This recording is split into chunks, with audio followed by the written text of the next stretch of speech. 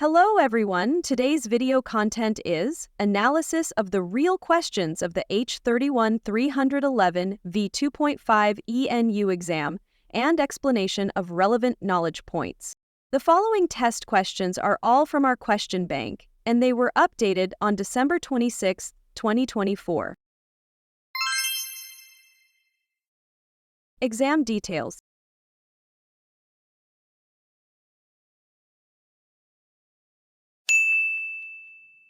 Question 1. In Ethernet, why is the minimum frame length strictly defined? The knowledge points of this question are collision detection in Ethernet.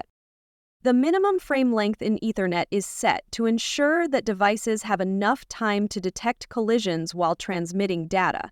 If the frame is too short, collisions might go unnoticed, leading to data errors. This rule helps keep the network stable and reliable. So, the correct answer is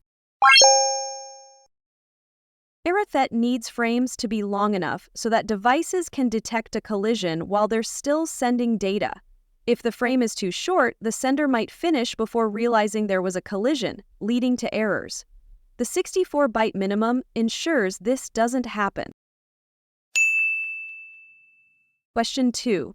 For OSN 6800 equipment, which of the following slots is equipped with an electrical cross-connect backplane bus?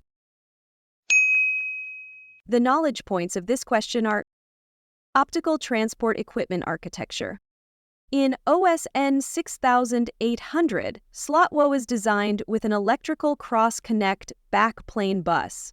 This allows service boards to exchange data efficiently, making the system more flexible and capable of handling different network tasks smoothly. So, the correct answer is in the OSN 6800, Slot 2 is equipped with a special backplane bus that allows different boards to exchange data directly. This makes the system more flexible and efficient when managing services. Question 3. What is the maximum number of 2M service processing boards supported by OSN 7500? The knowledge points of this question are capacity design in optical network equipment. The OSN 7500 can support up to 4 boards for handling TM services, which are common in telecom networks. This limit ensures the device works efficiently without overloading its internal architecture. So, the correct answer is the OSN 7500 supports up to 4 boards for processing 2M services. This limit is based on the device's internal design and ensures smooth operation without overloading the system. Question 4. Which of the following boards supports VLAN stacking functionality? The knowledge points of this question are Ethernet VLAN stacking technology. KingQ technology lets Ethernet frames carry an extra VLAN tag, which is great for service isolation and expanding VLAN capacity. The EGT6 board supports this feature, making it ideal for advanced Ethernet setups in provider networks. So the correct answer is the EGT6 board is built to handle KingQ, a feature that lets you stack VLAN tags. This is useful for creating more VLANs and keeping customer traffic separated in large networks. Question 5. Which topology provides the most robust protection in terms of network redundancy? The knowledge points of this question are network topology and redundancy design. Mesh topology is the most reliable for redundancy because every device is connected to several others. If one connection fails, the data can take another route, keeping the network running smoothly. So the correct answer is mesh topology connects every device to multiple others, giving data lots of routes to travel. if one path goes down, there's always another, making it super reliable for important networks. Question 6. Which of the following is a limitation of CNQ technology? The knowledge points of this question are constraints of VLAN stacking.